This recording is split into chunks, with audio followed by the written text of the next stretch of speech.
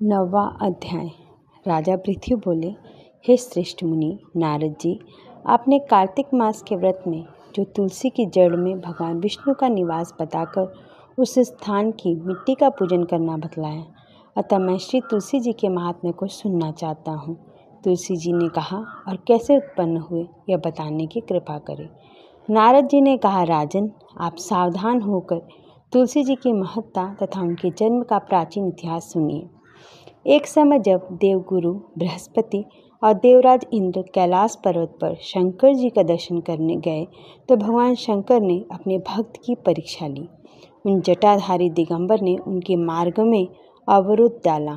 यद्यपि वह तेजस्वी, शांत, लंबी भुजा और चौड़ी छाती वाले गौरव वर्ण अपने विशाल नेत्रों से युक्त तथा सिर पर जटाधारी वैसे ही बैठे थे, तथापि उन भगवान शंकर को न पहचान कर इंद्र ने उनका नाम, धाम आदि परिचय पूछा और कहा, शंकर जी अपने स्थान पर हैं या कहीं गए हैं। इस पर उस तपस्वी ने कुछ न कहा, परंतु त्रिलोकीनाथ के ऐश्वर्य से गर्वित होकर इंद्र कब चुप रहते। उन्होंने क्रोध कर तपस्वी से घुड़क कर कहा, अरे मैं पूछता हूँ, तू उत्तर क्यों नहीं देता? मैं अभी तुझे वज्र मारता हूँ, फिर देखता हूँ तुझ दुर्मति की रक्षा कौन करता है। ऐसा क्रुद्ध हो इंद्र ने ज्यों ही उस दिगंबर को मारने के लिए हाथ में वज्र लिया, त्यों ही भगवान शंकर ने वज्र सहित इंद्र का हाथ स्तंभित कर दिया और विकराल नेत्र कर भगवान शंकर ने उसे देखा। त्यों ही ऐसा विदित हुआ मानो वह दिगंबर प्रज्वलित हो उठा और तेज से जला दिया। भुजाएं स्तंभित होने से इंद्र के क्रोध और दुख का अंत न रहा, परंतु ज्यों ही बृहस्पति जी ने उस पुरुष को प्रज्वलित देखा, त्यों ही अपनी बुद्धि से उसको शंकर भगवान जानकर प्रणाम किया और दंडवत कर बहुत सी स्तुति भी की। फिर इंद्र ने भी भगवान शंकर से कहा, हे दीनानाथ, हे महादेव, अपना क्रोध रोककर इंद्र के अपराध को क्षमा कीजिए। बृहस्पति के यह वचन सुनकर महेश्वर गंभीर वाणी से बोले, मैं अपने नेत्रों से निकाले हुए क्रोध को कैसे रोकूं? तब बृहस्पति ने कहा, भगवान, भक्तों पर दया करनी चाहिए। आप अपना भक्त वत्सल नाम सार्थक कीजिए। आप अपने इस तेज को कहीं और स्थापित कर इंद्र का उद्धार कीजिए। तब भगवान शंकर ने गुरु बृहस्पति से कहा, मैं तुम्हारी स्तुति से प्रसन्न हूँ। जो तुमने इंद्र को जीवन दान दिलवाया है, मैं विश्वास करता हूँ कि मेरे नेत्रों की अग्नि अब इंद्र को पीड़ित न करेगी।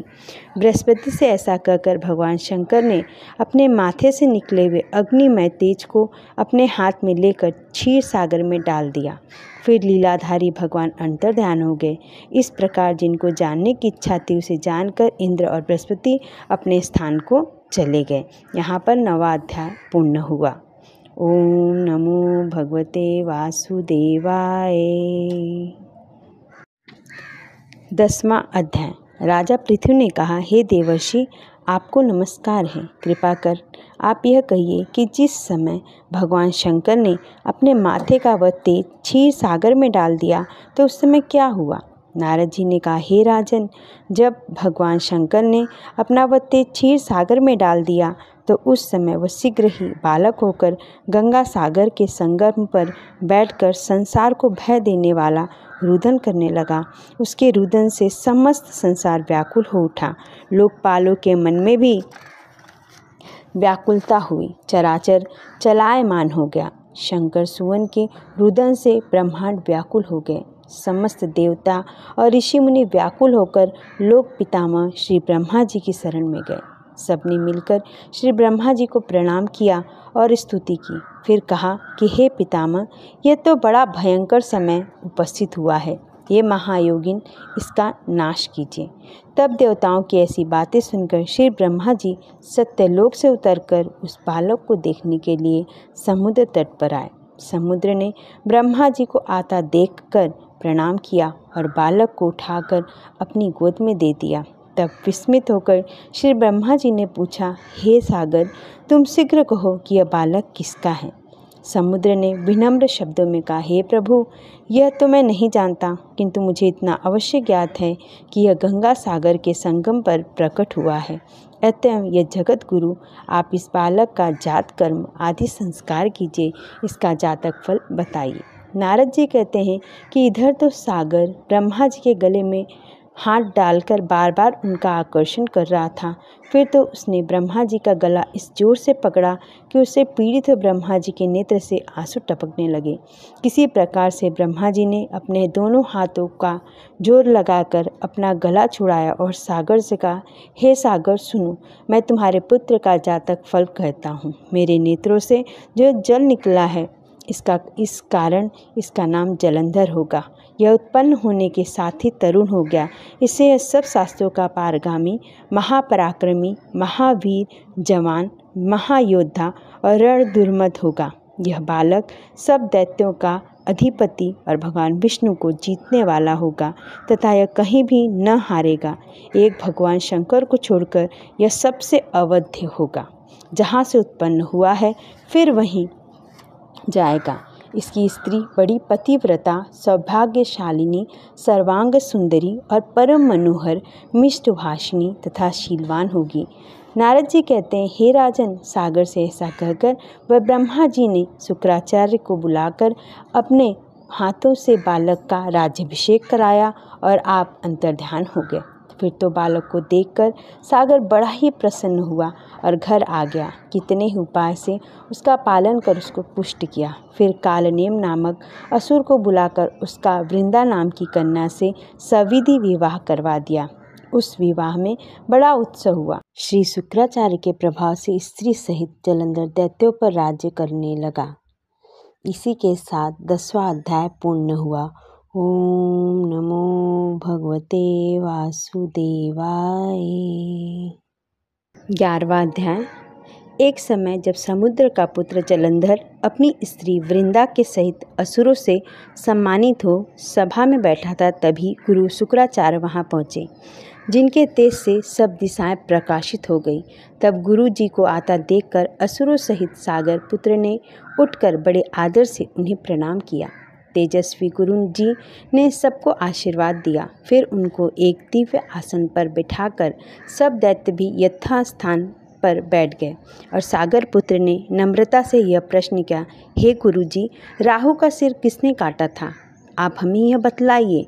इस पर श्री शुक्राचार्य जी ने विरोचन पुत्र हिरण्यकशिपु और उसके धर्मात्मा पौत्र का परिचय देकर देवताओं और असुरों द्वारा समुद्र मंथन की संक्षेप में सब कथा कहकर यह बतलाया कि जब समुद्र से अमृत निकला तो उसे देवरूप बनाकर राहु भी पीने बैठ गया। इस पर इंद्र के पक्षपाती भगवान विष्णु ने राहु का सिर काट डाला। यह सुनने के साथ ही जलंधर के नेत्र लाल हो गए। उसने बड़ा क्रोध किया। फिर अपने धस्मर नामक दूत को बुलाकर गुरु का कहा हुआ सब वृत्तांत सुनाया और आज्ञा दी कि तुम शीघ्र ही इंद्रपुरी में जाकर इंद्र को मेरी शरण में लाओ। धस्मतर जलंधर का बड़ा निपुण दूत था। वह शीघ्र ही इंद्र को सुधर्मा नामक सभा में जा पहुंचा और उसने जलंधर के शब्दों में कहा, हे देवताधम, तुमने समुद्र को क्यों मथा और मेरे पिता के सब रत्नों को क्यों ले लिया है? ऐसा करके तुमने अच्छा नहीं किया। यदि तू अपना भला चाहता है तो उन सब रत्नों सहित देवताओं के साथ मेरी शरण आ, अन्यथा हे सुराधम, मैं सत्य कहता हूँ, तेरा राज्य ध्वस्त कर दूंगा। इंद्र यह सुनकर बहुत विस्मित हुआ और कहने लगा, पहले सागर ने मेरे भय से सब पर्वतों को अपनी कुक्षी में क्यों स्थान दिया और मेरे शत्रु दैत्य की क्यों रक्षा की? इसी कारण से मैंने उनके सब रत्न हरण किए हैं। मैं सत्य कहता हूँ कि मेरा द्रोही सुखी नहीं रह सकता। इंद्र की बात सुनकर वह दूत शीघ्र ही जलंधर के पास आया और सब बातें उसे कर सुनाई, जिन्हें सुनते ही वह दैत्य क्रोध के मारे अपने होठों को काटने लगा और देवताओं को जीतने के लिए उसने उद्योग आरंभ किया। फिर तो सब दिशाओं तथा पाताल से करोड़ों दैत्य उसके पास पहुंच गए। शुंभ निशुंभ सेनापतियों को साथ लेकर जलंधर इंद्र से युद्ध करने लगा। शीघ्र ही इंद्र के नंदन वन में अपनी विशाल सेना उतार दी। वीरों की शंख ध्वनि और घोर गर्जन से इंद्रपुरी गूंज उठी। अमरावती छोड़ देवता उनसे युद्ध करने चले। भयानक मारकाट हुई। दोनों पक्षों के आचार्य अपने अपने मृतकों को जिलाने लगे। असुरों के आचार्य गुरु शुक्र अपनी मृत संजीवनी विद्या से और देव गुरु बृहस्पति द्रोणागिरी से औषधि लाकर मुर्दों को जिलाते रहे। इस पर जालंधर ने अपने गुरु शुक्राचार्य जी से क्रुद्ध होकर कहा, मेरे हाथ से मरे हुए देवता जी कैसे सकते हैं? जिलाने वाली औषधि तो सब आपके पास ही है, फिर यह कैसे संभव है? इस पर श्री शुक्राचार्य जी ने गुरुदेव श्री बृहस्पति द्वारा द्रोणागिरी से औषधि लाकर देवताओं के जिलाने की बात कही। यह सुनकर जालंधर और भी क्रुद्ध हो गया। श्री शुक्राचार्य जी ने कहा, क्रुद्ध क्यों होते हो? यदि शक्ति है तो द्रोणागिरी पर्वत को उखाड़कर समुद्र में फेंक दो, तब मेरे कथन की सत्यता प्रमाणित हो जाएगी। इस पर जालंधर क्रुद्ध होकर शीघ्र ही द्रोणागिरी पर्वत के पास जा पहुंचा और अपनी भुजाओं द्वारा उसे जड़ से उखाड़कर समुद्र में फेंक दिया। वह भगवान शंकर का तेज था, इसमें जालंधर की कोई भी चित्रता नहीं। पश्चात यह सागर पुत्र युद्ध भूमि में आकर बड़े योग से देवताओं का संहार करने लगा। जब गुरु बृहस्पति औषधि लेने के लिए द्रोणागिरी पर्वत पर पहुँचे तो द्रोणागिरी की जगह वहाँ पर उन्हें सूना मैदान मिला। तब वह भयभीत होकर देवताओं के पास आए और कहा कि युद्ध बंद कर दो, तुम लोग अब जालंधर को नहीं जीत सकोगे। पहले इंद्र ने जो भगवान शंकर का अपमान किया था, यह उसी का फल है। यह सुनकर देवता युद्ध की आशा त्याग अत्यंत ही व्याकुल हो इधर उधर भाग निकले। सिंधु सुत निर्भय होकर अमरावती में प्रविष्ट हो गया। इंद्र आदि सब देवताओं ने गुफाओं में शरण ली। यहाँ पर 11 अध्याय पूर्ण हुआ। 12वां अध्याय। श्री नारद जी ने कहा, तब जालंधर को अपनी खोज में आते देख इंद्र आदि देवता भय कंपित होकर वहाँ से भाग निकले। भागकर वह वैकुंठ में भगवान विष्णु के पास पहुँचे। फिर देवताओं ने अपनी रक्षा के लिए उनकी स्तुति की। देवताओं की उस दीनवाणी को सुनकर करुणा सागर भगवान विष्णु ने उनसे कहा, देवताओं, तुम भय को त्याग दो, युद्ध में मैं शीघ्र ही उस जालंधर को देखूंगा। ऐसा कहने के साथ ही भगवान गरुड़ पर जा बैठे। तब देवताओं सहित उन्हें युद्ध क्षेत्र की ओर प्रयाण करते देख समुद्र तनया लक्ष्मी के नेत्रों में जल भराया और उन्होंने कहा, हे नाथ, यदि मैं सर्वदा आपकी प्रिय हूँ और भक्त हूँ तो मेरा भाई आप द्वारा युद्ध में कैसे मारा जाना चाहिए?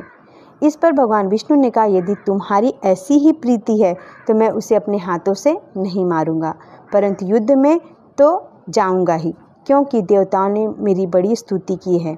ऐसा कहकर शंख चक्र गदा पद्मधारी भगवान विष्णु गरुड़ पर चढ़े हुए शीघ्र ही युद्ध के उस स्थान पर जा पहुँचे जहाँ पर कि जालंधर विद्यमान था।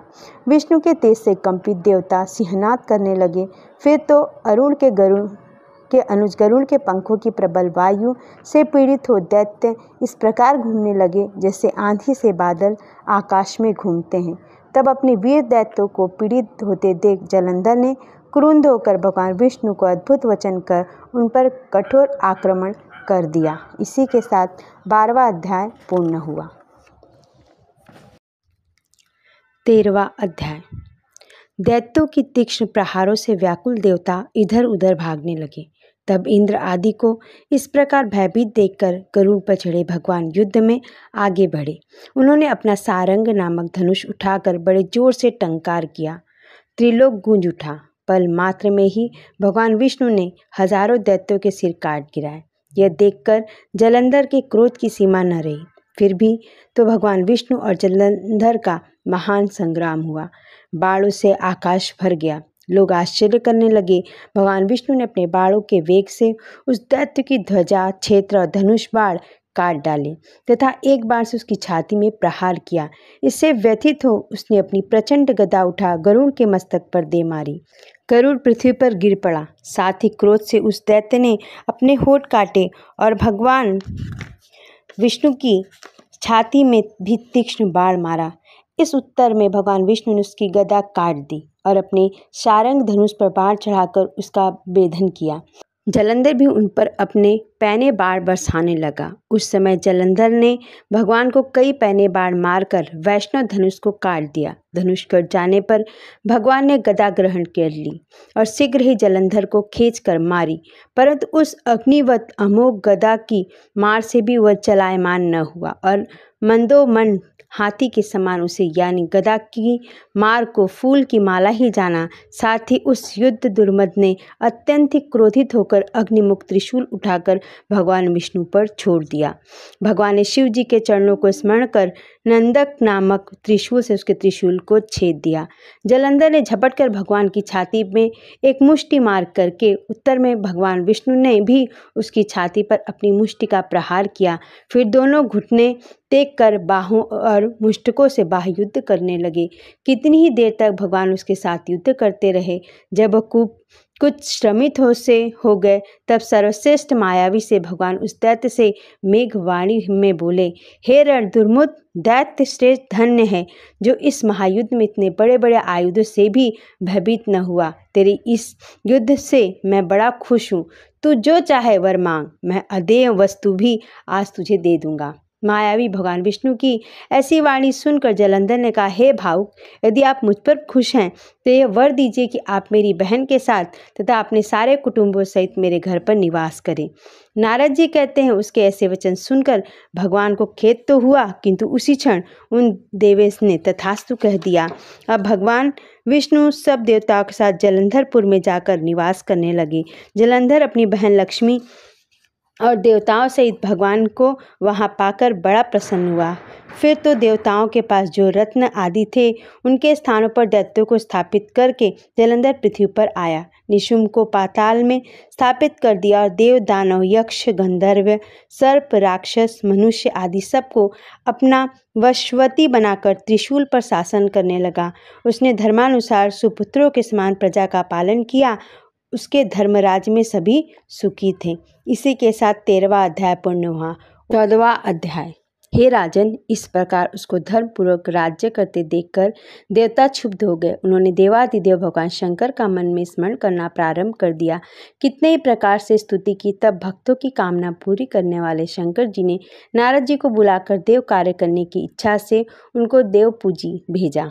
शंकर भक्त नारद भगवान शंकर की आज्ञा से देवपुरी में गए। इंद्र आदि सभी देवता व्याकुल और शीघ्रता से उठकर श्री नारद जी की स्तुति करने लगे। उत्कंठा भरी दृष्टि से सबने नारद जी की ओर देखा। अपने सब दुखों को कहकर उन्हें नाश करने की प्रार्थना की। नारद जी ने कहा, मैं सब कुछ जानता हूँ, इसलिए अब मैं दैत्यराज जलंधर के पास जा रहा हूँ। ऐसा कर देवताओं को आश्वासन देकर श्री नारद जी जलंधर की सभा में आए। जलंधर ने नारद जी के चरणों की पूजा कर हंसते हुए कहा, हे ब्राह्मण, कहिए आप कहाँ से आ रहे हैं और कहाँ कहाँ पर आपने क्या क्या देखा, यहाँ कैसे आए हैं? मेरी योग्य जो सेवा हो उसके लिए मुझे आज्ञा दीजिए। जलंधर के इस प्रकार के वचन सुनकर नारद जी प्रसन्न होकर बोले, हे दानवराज महाबुद्धिवन जलंधर, तुम धन्य हो, क्योंकि इस समय सब रत्नों के भोक्ता एक तुम ही हो। हे दैत्य श्रेष्ठ, अब आप मेरे आगमन का कारण सुनिए, जिसके लिए मैं आज यहाँ आया हूँ। हे दैत्यराज, मैं स्वेच्छा से कैलाश पर्वत पर गया था, जहाँ 10,000 योजनों में कल्प वृक्ष का वन है। वहाँ पर मैंने सैकड़ों कामधेनुओं को घूमते हुए देखा तथा यह भी देखा कि वह वन चिंतामणि से प्रकाशित परम दिव्य अद्भुत और सब स्वर्णमय है। मैंने वहाँ पार्वती के साथ स्थित शंकर जी को भी देखा, जो सर्वांग सुंदर गौर वर्ण त्रिनेत्र और मस्तक पर चंद्रमा धारण किए हुए हैं। यह देखकर मुझे बड़ा आश्चर्य हुआ कि इनके समान समृद्धिशाली त्रिलोक में कोई है या नहीं। हे दैत्येंद्र, उसी समय मुझे तुम्हारी भी समृद्धि का स्मरण हो आया और देखने की इच्छा से तुम्हारे पास आया हूँ। यह सुनकर जलंधर को बड़ा हर्ष हुआ। उसने नारद जी को अपनी सब समृद्धि दिखा दी। उसे देखकर देवताओं का कार्य करने में इच्छुक शिव प्रेरित नारद ने जलंधर की बड़ी प्रशंसा की और कहा, निश्चय ही तुम त्रिलोकपति होने के योग्य थे। तुम्हारे लिए ऐसा होना कोई विचित्र बात नहीं।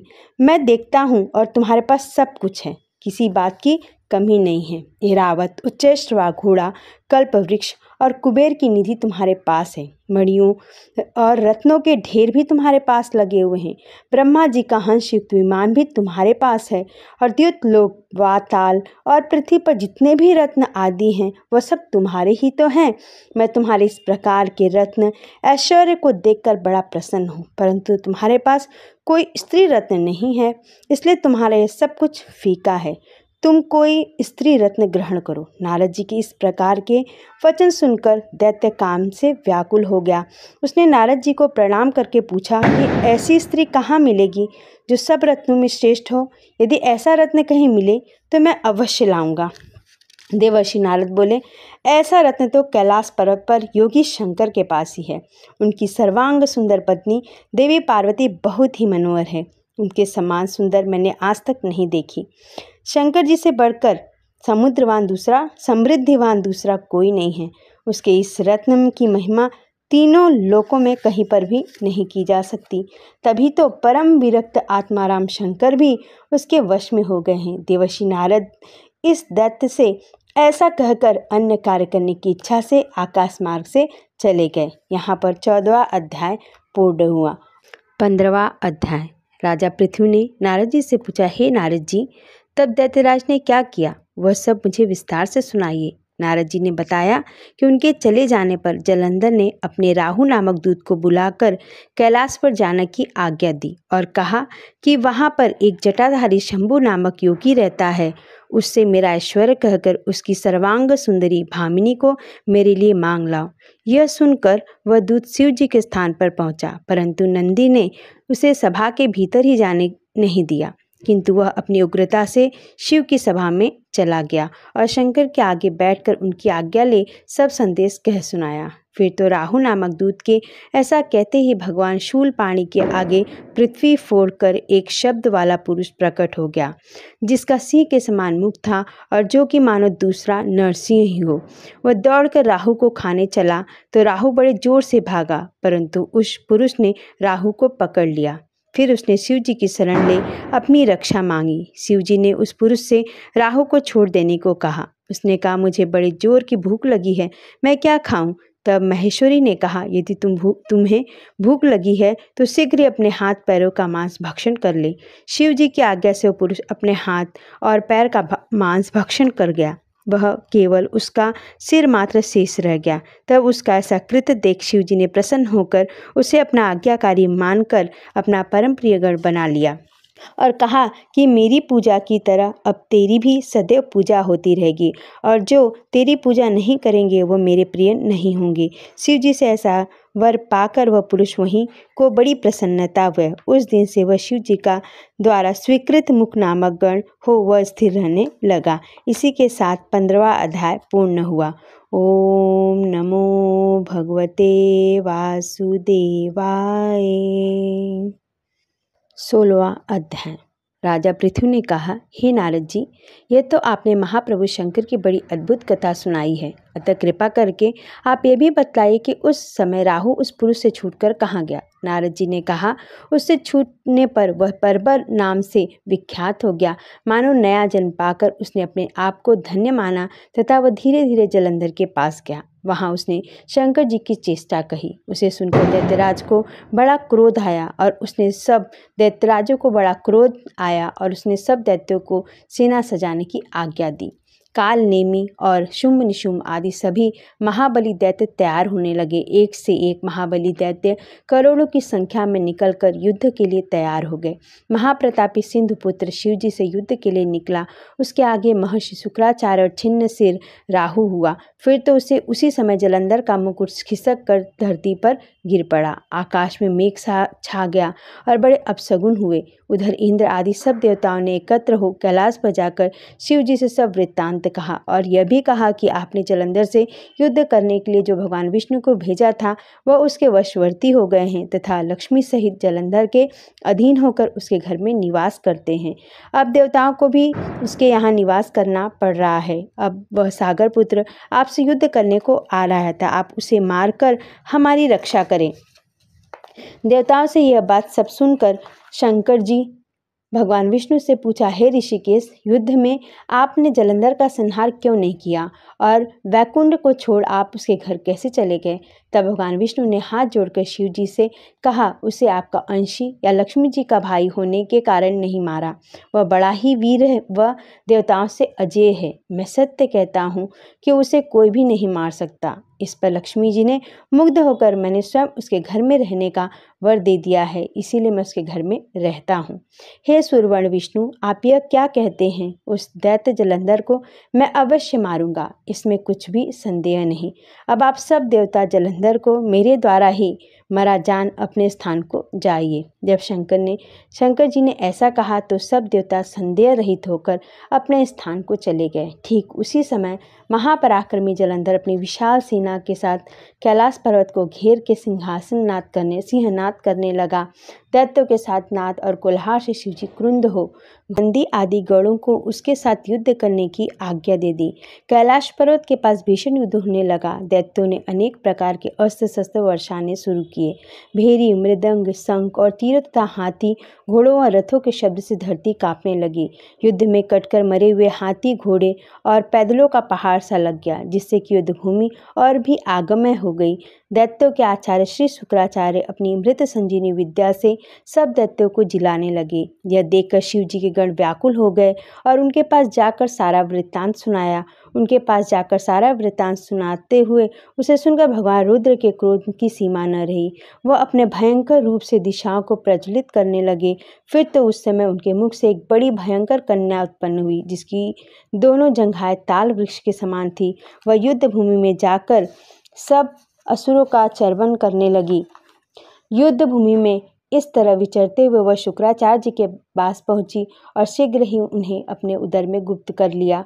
फिर स्वयं भी अंतर्ध्यान हो गई। शुक्र के गुप्त हो जाने से दैत्यों का मुख मलिन पड़ गया और वह युद्ध छोड़कर भागने लगा। इस पर अनेक शुंभ, निशुंभ और कालनेमी आदि सेनापतियों ने अपने भागते वीरों को रोककर शिवगणों पर बड़ा कठिन प्रहार किया और ऐसा ही शिव जी के नंदी और वीर गणों, जिनमें गणेश और स्वामी कार्तिकेय भी थे, अपने गणों को रोककर दैत्यों से भीषण युद्ध किया। इसी के साथ 16वां अध्याय पूर्ण हुआ। ओम नमो भगवते वासुदेवाय।